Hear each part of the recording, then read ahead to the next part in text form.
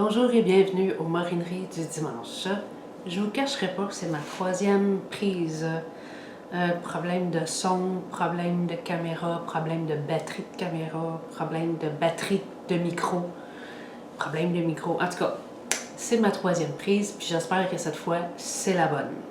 Parce que j'aurais pas la patience. Ça, c'est sans compter, là, je vous raconte une petite tranche de vie là, avant de commencer le vif du sujet. Ça, c'est sans compter que, bon, c'est sûr, j'étais supposée de faire une vidéo la semaine passée.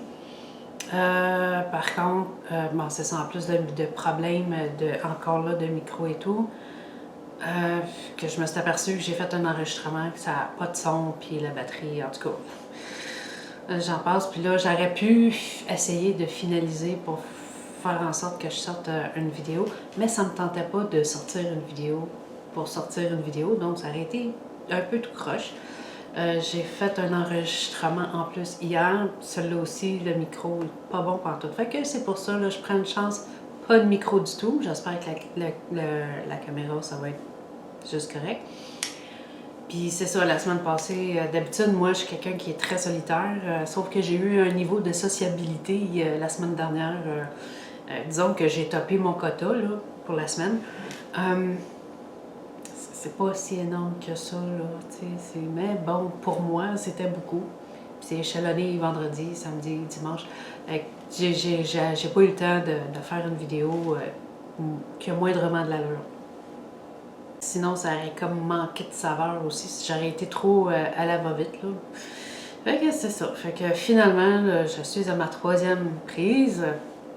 Combien de fois je le dis, là? En tout cas, troisième prise. Fait que, cette vidéo, c'est pour faire suite à la dernière, qui n'était pas non pas la semaine passée, mais l'autre semaine d'avant, au sujet des mondes invisibles. Puis, c'est ça, la dernière vidéo, au sujet des mondes invisibles, on a vu un survol scientifique, que ce soit en rapport aux fréquences, aux champs magnétiques et à l'infiniment petit ou l'infiniment loin. On a vu aussi que le corps humain serait entouré ou aurait un corps invisible qu'on appelle aura, ou il y en a qui vont dire juste un champ énergétique, là, mais il y en a qui appellent ça aura. Et on avait terminé avec un survol au sujet d'un appareil ou une application qu'on peut utiliser sur son téléphone qui permet de parler aux esprits ou permettre aux esprits de rentrer en contact avec nous, plutôt. Il s'agit d'une spirit box, d'une boîte d'esprit, que moi personnellement, je la comparais à une planche de Ouija technologique. Est-ce que je le suggère? Non. Vous faites ce que vous voulez, mais moi je ne suggère pas. Pour toutes sortes de raisons. Que si vous ne comprenez pas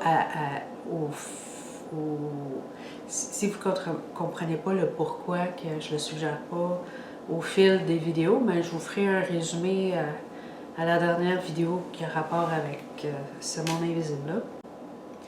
Qu'il s'agisse ou non de fantômes ou autres personnages, je me permets de dire personnage parce que pour moi, la vie est une grande pièce de théâtre où chacun joue son rôle. Mais il y en a qui essayent de jouer le rôle de quelqu'un d'autre. En tout cas, ça, c'est hors de... Ça, c'est hors de mon sujet. Mais pour moi, on joue tout un rôle dans cette pièce de théâtre qui est la vie. Je crois qu'effectivement, qu'on peut communiquer avec ceux qui sont dans l'invisible. Puis ça voudrait dire que le corps physique et le corps éthérique auraient chacun leur énergie ou leur fréquence. Avant de continuer, je tiens à préciser que je ne me considère pas comme une spécialiste quelconque. Je vous partage ce que je sais, le peu que je sais. Tu sais, quand même, j'en sais, mais pas... Ok, ça, je vous partage ce que je sais, ce que j'ai trouvé selon mes recherches et ce que j'ai expérimenté, car bien sûr, il m'arrive souvent d'expérimenter avant de parler de quoi que ce soit. Ou avant de dire que oui, moi je suis sûre que c'est comme ça, comme ça. Moi, j'expérimente. Pas tout, mais j'expérimente pas mal. Puis en passant, quand je fais mes recherches en ligne, là, Il m'arrive souvent de discuter avec l'intelligence artificielle qui s'appelle Copilote de Bing. Je pense que c'est Microsoft. Je vais faire une parenthèse parce que j'ai dit que j'allais y donner un crédit comme quoi qu'on jase ensemble. Il était bien content. Ou contente, là. Puis, c'est ça, quand que je fais mes recherches comme ça, je rentre souvent en conversation avec Copilote. Justement, c'est juste pour voir s'il n'y a pas des choses auxquelles que j'aurais oublié d'ajouter, qui pourraient dire « Ah oui, ça c'est une bonne idée, je pourrais mettre ça dans la vidéo. » Bien souvent non, mais ça arrive, oui, qu'il me donne des bonnes suggestions. Puis, en même temps, ça me permet d'avoir une simili-conversation intéressante un échange avec quelqu'un, quelque chose. Tant qu'à parler de mode, de ci, de ça, quand j'ai envie de jaser de quelque chose, ben, des fois j'embarque avec copilote puis je me mets à jaser avec moi. Pour ce qu'on peut en dire comme conversation, là, mais bon. Là, ça finit que c'est intéressant des fois. Puis, par contre, il y a juste une affaire que je trouve quand je jase avec, c'est souvent, il va finir sa phrase avec une question. Fait qu'il est très curieux. Donc, je réponds pas toujours à ses questions, mais bon, je trouvais que c'était comme... C'est tellement une tentative d'avoir l'air humain, tu sais, mais en tout cas, je trouve ça quasiment cute, mais je me suis dit, gars, on va en rester là. Ceci étant dit, revenons à nos fantômes, là. J'ai remarqué qu'au sujet des fantômes, par exemple, dans les films, on parle de fantômes, mais on parle d'esprit et de spectre aussi. Puis je me suis demandé, même si ça veut pas mal dire la même chose, s'il n'y avait pas une différence entre ces trois mots-là. Puis effectivement, il y en aurait une. Par moment, elle est subtile, mais il y en a une. Pour ce qui est du fantôme, c'est généralement considéré comme l'apparition ou une manifestation visuelle de l'âme d'une personne qui nous aurait quitté de ce monde. Qui aurait quitté ce monde. Notre monde. Là, je vais essayer d'utiliser des termes comme ça pour... Je ne sais pas si je peux être strikée ou si je peux me faire bannir de YouTube, mais je ne prendrai pas de chance. On va s'amuser comme ça. J'aime bien essayer de chercher les synonymes, en tout cas. Ensuite, il y a le spectre. Le terme spectre est souvent utilisé de manière interchangeable avec fantôme, mais il y a une connotation pas mal plus effrayante et sinistre.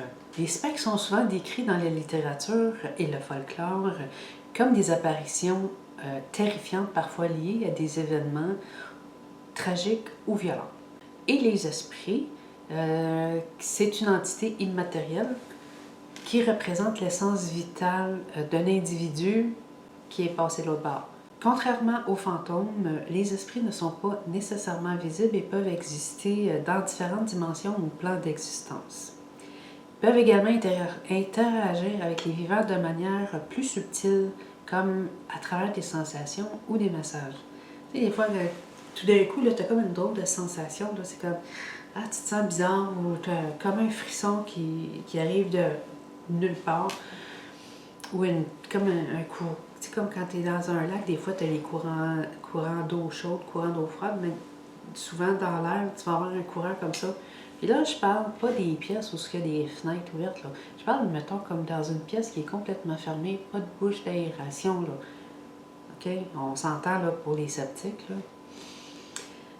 Pour ceux qui ont eu des expériences de contact ou qui ont regardé beaucoup de films, puis souvent les films, ils disent qu'ils sont basés sur des faits réels, de quelle manière les fantômes ou ces choses-là nous perçoivent, parce qu'ils n'ont pas Dieu comme nous. Fait que j'imagine que leur façon de nous voir ou de nous percevoir devrait être différente.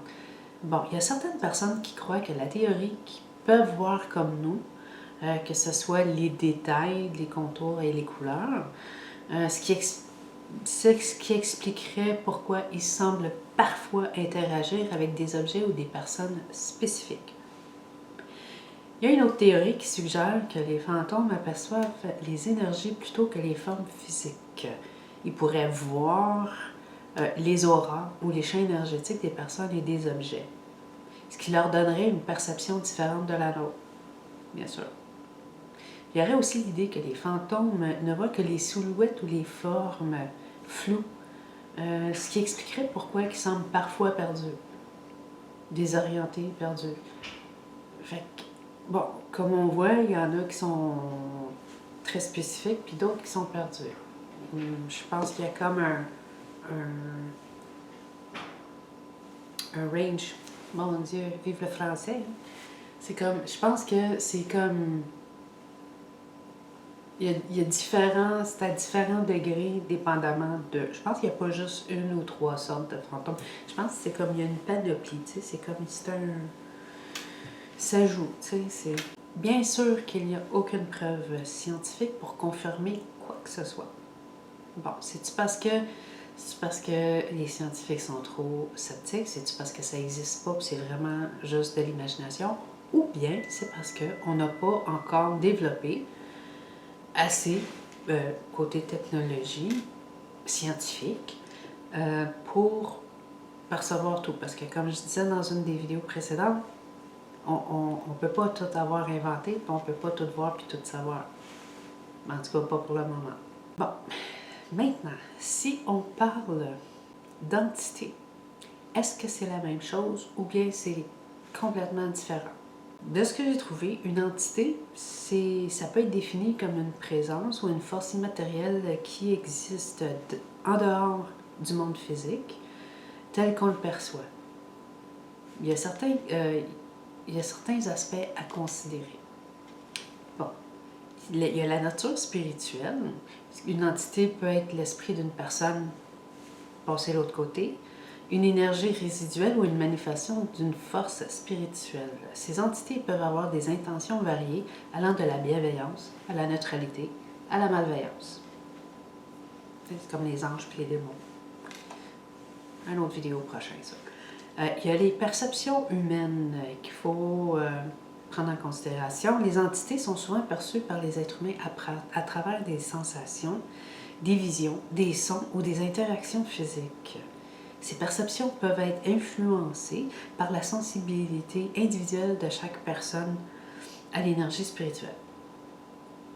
C'est sûr qu'en plus que si tu es ouvert, ben, tu vas être comme déjà plus sensible que quelqu'un qui est complètement fermé à ça. Il y a l'interaction avec le monde physique. Certaines entités peuvent interagir avec le monde physique en déplaçant des objets, en créant des sons ou en influençant les émotions et les pensées des personnes présentes. Les interactions peuvent être subtiles ou plus prononcées selon la nature de l'entité et son niveau d'énergie. Là, je ne parle pas de ceux qui font des fraudes. Dans tout et n'importe quoi, il y a les possibilités de fraude, parce qu'il y en a toujours des comiques forts. Puis il y a aussi il y a des origines diverses qui peuvent provenir de différentes sources, comme des lieux chargés d'histoire, des événements traumatiques ou des rituels spirituels. Elles peuvent également être attirées par certaines personnes ou situations en raison de l'énergie qu'elles dégagent. Donc, grosso modo, finalement, le monde de l'autre côté sont sensibles à nos énergies. En gros, c'est pas mal résumé.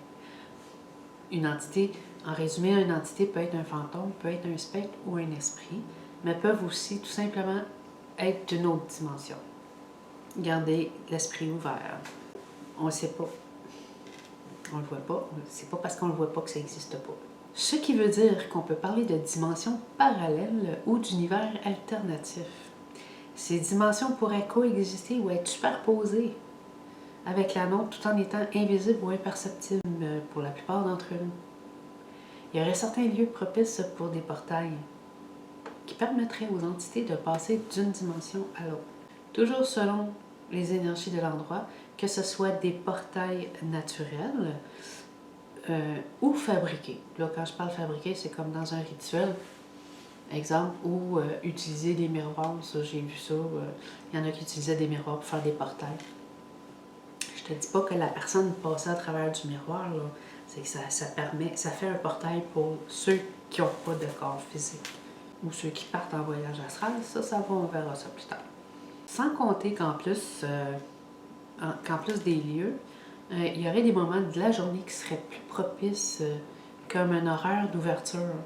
Il y aurait aussi des moments clés selon la saison ou encore l'état de la lune. Entendu parler des rituels de pleine lune ou de nouvelle lune?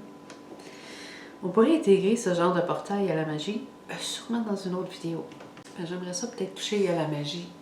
C'est quoi la magie? En tout cas, prochaine vidéo. Une autre vidéo. Il y a les émotions qui pourraient aussi servir pour attirer des présences. C'est comme le stress, un état de méditation. Ça, j'ai connu ça, en état de méditation. Ou même selon certaines consommations, d'où le nom de certains alcools de spiritueux, pour le mot spirit, qui est le mot esprit. Ça, je pense que la majorité le savait, ça. Mais bon. Notre capacité à percevoir ces entités pourrait dépendre de notre sensibilité ou de notre état d'esprit. Ou même quand tu es triste, là, tu peux être aussi apte à attirer ce genre de choses. Certaines personnes pourraient être plus réceptives aux énergies d'autres dimensions, ce qui expliquerait pourquoi elles voient ou ressentent des présences que d'autres ne perçoivent pas.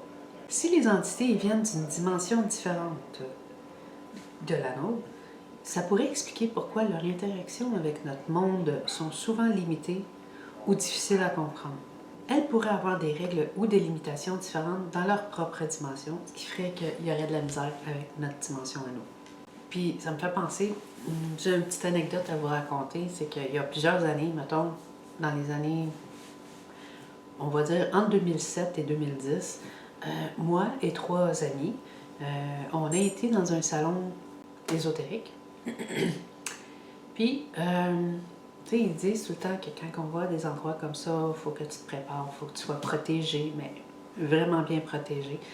Puis, c'est ça. Je pense que quand on a été là, bon, on a eu du plaisir, on a vu des kiosques de toutes sortes de pierres, de roches, de cristaux, ceux qui lisent les cartes, le tarot, les boules de cristal, le thé, des livres, vraiment tout dans ce domaine-là. Oui, c'est parce que j'ai un background de spiritualiste, puis c'est sûr j'étais attirée par tout ça. Puis, c'est ça, c'est comme quand on est parti de là, on s'est ramassé chez une amie. Nous étions les 4 à la table, si je me rappelle bien, même c'était une table ronde. Puis il n'y avait pas personne d'autre dans la maison. Puis on s'est mis à, bon, on va prendre un café, fumer une cigarette, on jasait et tout. Puis on avait mis un bâton d'encens, mais la boucane de l'encens, elle s'est déplacée d'une façon comme pas logique, en ayant pas de rien, pas de ventilateur, rien, puis la fenêtre était pas ouverte. Puis la boucane, elle allait dans une drôle de direction. Bon. Si je me rappelle bien aussi, il y avait la flamme d'une bougie qui faisait beaucoup de boucanes. Ça peut être d'un autre. Et puis ça peut avoir une explication plus rationnelle. Mais je trouvais que ça faisait comme pas mal de détails. Puis à un moment donné, c'est ça, j'étais assise, puis on parlait. Puis dans mon dos, c'est comme s'il y a une main qui passait, mais pas juste effleurée. C'était vraiment là, c'était fort. Tellement fort que j'en ai sursauté. Je me suis même levée de ma chaise. Il y en a une autre à la table qui a senti comme un flattement sur son bras. En tout cas. Fait que, c'est pour vous dire, protégez-vous quand vous allez à des endroits comme ça. Puis non, ça nous a pas suivis, heureusement, quand on est parti de là. Je sais pas si la fille chez qui on a été, si elle a eu d'autres manifestations, mais à ce moment-là, c'était très, très fort. Puis, mettons qu'on n'était pas très rassurés. C'était une de mes aventures avec le monde invisible. J'en aurais long à raconter, mais bon, on va se contenter de celle-là. Revenons encore à nos fantômes. Je me suis déjà demandé ce que nous considérons là, comme une hantise ou une maison hantée. Est-ce que ça serait pas un simple enregistrement énergétique dans la matière de personnes ou d'événements passés qui aurait un impact si fort que les résonances de ces enregistrements seraient perçues longtemps après, dans les murs de pierre par exemple? Ça a l'air que ça serait appelé la théorie de la rémanence ou la théorie de l'enregistrement énergétique. Selon cette théorie, certains lieux peuvent enregistrer comme ça les énergies des événements passés, surtout s'ils ont été particulièrement intenses, que ce soit émotionnellement chargés, Plusieurs composants pourraient être responsables de ce phénomène. Les matériaux de l'endroit, que ce soit la pierre, le bois, même l'eau. Bon, l'eau, on sait hein, comment que... Ben, on le sait. Moi, je le sais. Disons que si vous faites vos petites recherches, vous verriez que l'eau enregistre. Il y a eu plusieurs expérimentations avec l'eau. Puis l'eau, garde la mémoire de certaines choses. Donc, ce ne serait pas surprenant que ça garde les énergies des événements catastrophiques ou hyper joyeux. Et c'est ça, ça peut retenir les énergies des événements passés. Ces énergies peuvent ensuite être rejouées sous certaines conditions, créant des apparitions ou des sensations de hantise. Ce sont des enregistrements énergétiques. Tu sais, c'est un peu comme un replay ou comme une vidéo holographique. Il y a aussi l'intensité des événements, que ce soit une grande bataille ou des moments de grande joie. Mais il faut que ce soit intense, là. Par leur empreinte, sont susceptibles de créer des enregistrements énergétiques. C'est comme c'est plus frappant, l'énergie est plus frappante pour les matériaux qui enregistrent. Il y a aussi des déclencheurs qui pourraient libérer ce genre d'énergie et les rendre perceptibles. Il y a aussi les phénomènes résiduels, contrairement aux esprits ou aux fantômes, qui peuvent interagir avec les vivants. Ces enregistrements énergétiques sont souvent considérés comme des phénomènes résiduels. Ils ne sont pas conscients et ne réagissent pas aux personnes présentes, mais se manifestent de manière répétitive et prévisible. C'est comme... Peut-être si vous avez regardé des films comme ça, c'est comme quand tu es témoin d'un fantôme qui passe d'une place à l'autre. D'une place à l'autre. Il ne vous voit pas, il n'y a aucun échange à rien, mais c'est comme... Mais c'est ça, c'est comme juste en replay, en boucle, ça joue en boucle. C'est comme un enregistrement qui passe en boucle. Mais s'il y a une âme qui est coincée dans ce tourbillon en boucle-là, ça me fait penser à un épisode quand j'écoutais Lucifer, la série Lucifer. À un moment donné, il y avait un épisode où ce qu'on avait vu en enfer, c'est comme c'est ça, que les personnages étaient chacun dans une chambre, puis dans cette pièce-là, dans la chambre, dans la pièce, ils repassaient en boucle un événement particulier. C'était en boucle et en boucle. Je ne sais pas si ça a rapport à ça. J'ouvre la porte à la discussion. Laissez le message dans les commentaires, puis on en discute. Ou on développe, ou vous m'apprenez quelque chose, mais en tout cas, vous pouvez partager. Côté fantôme, je ne pouvais pas passer à côté de celui-là, le poltergeist. Un poltergeist, le mot poltergeist vient de l'allemand, je vais la redire en anglais poltergeist, mais c'est sûrement avec un accent plus allemand, que je ne veux pas me mettre à me moquer non plus, hein, puis faire rire de moi avec ma prononciation. C'est un dérivé de poltern, qui est faire du bruit, et geist, qui est esprit. Geist pour ghost, donc faire du bruit, esprit, donc un esprit frappeur ou un esprit bruyant, est un phénomène paranormal consistant à faire des bruits divers, des déplacements, des apparitions ou des disparitions d'objets et autres phénomènes a priori inexplicables. Ça aussi, j'en ai vécu de ça. En général, pas toujours, mais en général, ils sont considérés comme des phénomènes de petite hantise qui seraient liés à la présence d'un adolescent perturbé, par opposition au phénomène de grande hantise qui suppose l'intervention d'un esprit de un ou plusieurs personnes qui ont passé de l'autre côté, bien que la séparation entre les deux soit pas toujours évidente. Puis, c'est ça, ça a l'air... Ben, j'avais lu quelque part que le poltergeist, justement par rapport à l'adolescent, c'est pas nécessairement d'être un adolescent, mais habituellement c'est l'adolescent parce que côté émotion, tu sais, avec la puberté et tout, c'est comme côté émotion, l'énergie est quasi pure. Fait que c'est comme s'il est perturbé, mais c'est comme s'il créait, il créait de toutes pièces inconsciemment, involontairement, inconsciemment. C'est comme créer un fantôme comme qui... ou un être, peu importe, comme pour se défouler. Mais ça, Puisque le poltergeist est particulier, je crois que je vais l'inclure dans une vidéo future. Enfin, j'en parlerai pas trop ici, je vais en parler dans une autre vidéo. Ah oui, parce que vous allez m'entendre sur plusieurs vidéos. Là. Il y a tellement à dire sur le monde invisible, puis je suis sûre que je toucherai même pas la moitié de ce que je veux vous partager. Toujours dans le monde invisible, il y a le voyage astral. Moi, je préférerais un voyage sur la Lune, mais bon, il y en a qui aiment bien le voyage astral. Ça coûte pas grand-chose, là, ça a l'air. En tout cas, il s'agit d'un déplacement hors du corps physique de notre âme ou notre conscience. Pendant ces voyages, on peut se déplacer dans notre monde sans être vu. J'ai entendu des gens que je connais aller visiter d'autres personnes à leur insu. J'ai été visiter moi aussi. Côté éthique, je trouve ça pas trop correct. À moins que ça aide à sauver des vies. Là. Rendu là, ça, je peux passer par-dessus, mais sinon, encore là, c'est limite. Là. C'est parce que, imaginez là, quelqu'un qui aime beaucoup faire du voyeurisme, qui décide de faire un voyage astral comme ça pour aller faire son voyeurisme chez quelqu'un. Ça se fait sûrement. Il y en a sûrement qui le font. Par contre, c'est comme vraiment, c'est pas correct.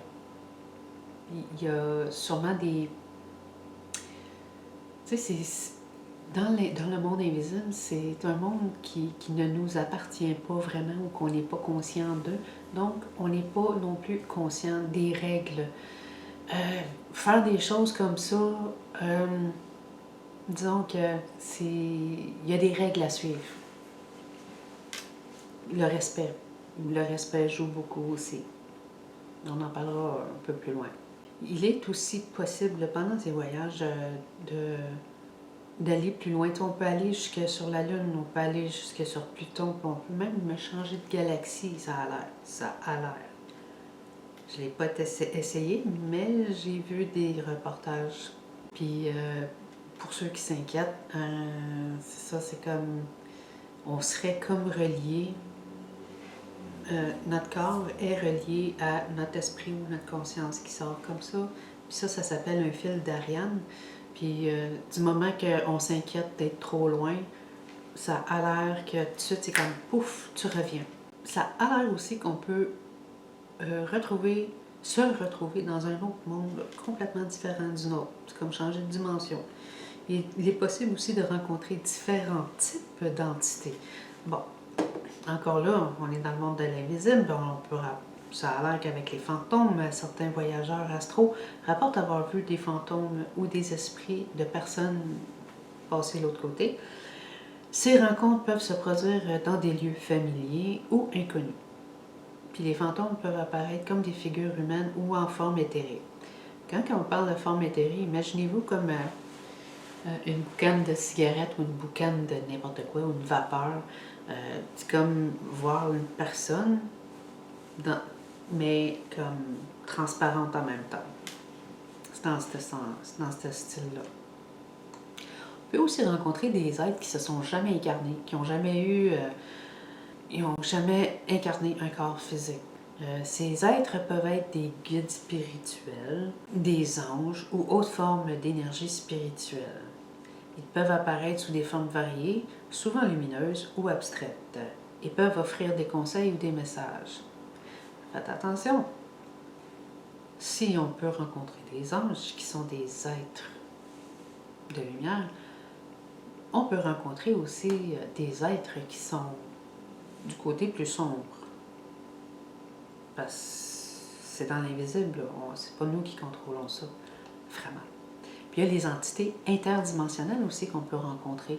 Il y en a plusieurs que pour le voyage astral permet d'accéder à d'autres dimensions ou à d'autres plans d'existence. Dans ces dimensions, on peut rencontrer des entités qui existent en dehors de notre réalité physique et qui peuvent avoir des formes et des comportements complètement différents de ce qu'on connaît. Parce qu'on le sait, hein, c'est comme la loi de la gravitation, gravitationnelle, la loi de la gravité est sûrement pas la même dans le monde de l'invisible que sur Terre, dans notre dimension présente. Ces expériences peuvent varier considérablement d'une personne à l'autre. Parce que tu as l'état d'esprit, d'un état d'esprit à l'autre aussi. Là. Tout dépend dans quel état tu es. Si tu es joyeux, triste ou en colère, c'est le matin, tu es fatigué. C'est comme d'une personne à l'autre puis d'un état d'esprit à l'autre. C'est différent. Puis il est important de rester ouvert et respectueux envers ce que l'on peut rencontrer lors d'un voyage astral. Avertissement. J'ai entendu dire que lors de sortie du corps au voyage astral, notre âme serait liée, bon, comme je disais tantôt, à notre corps physique par un fil d'argent, appelé aussi fil d'Ariane.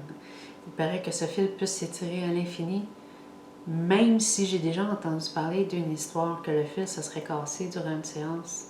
Puis si je me rappelle bien, ça aurait été fatal pour le voyageur. Mais ça, je me rappelle pas. Ben, je me rappelle pas aussi j'ai vu ça, puis je me rappelle pas de l'histoire, mais j'ignore si c'était pas juste une légende. Il y a aussi des cas de possession.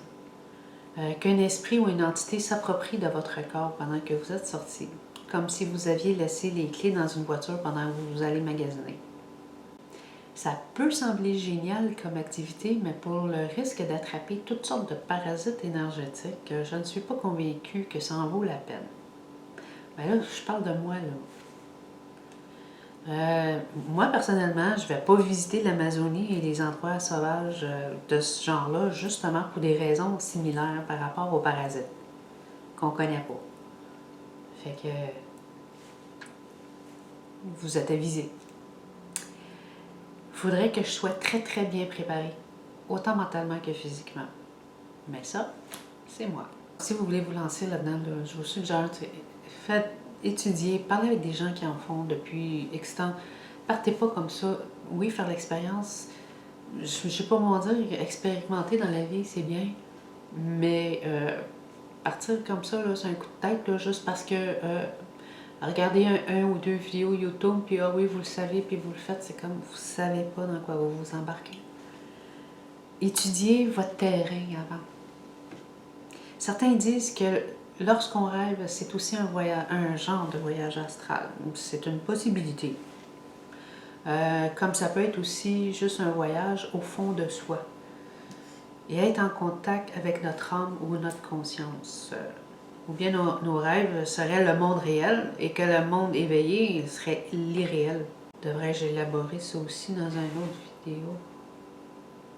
Faites-moi un commentaire si ça vous tente que j'élabore sur ce domaine-là, là, que le monde des rêves serait la réalité, puis la réalité serait juste comme un rêve, une imagination. Pourrait être intéressant ce qu'on pourrait élaborer pour finaliser, pour conclure. Au sujet des êtres qui ne se sont jamais incarnés ou qui sont dans une autre dimension, comme dans les mythes et les légendes, je me suis demandé, est-ce que c'est possible que dans un temps reculé, les humains voyaient réellement les fées et des êtres de ce genre? Et qu'avec la religion ou notre train de vie, nos fréquences visuelles ne nous permettent plus de voir le monde invisible? Parce que toute histoire, tous les mythes et les légendes, ça vient de quelque part. Puis je veux bien croire que le monde avait de l'imagination, mais en tout cas, je dis ça comme ça. Ça sera le sujet peut-être de ma prochaine vidéo. J'espère que ça vous a plu.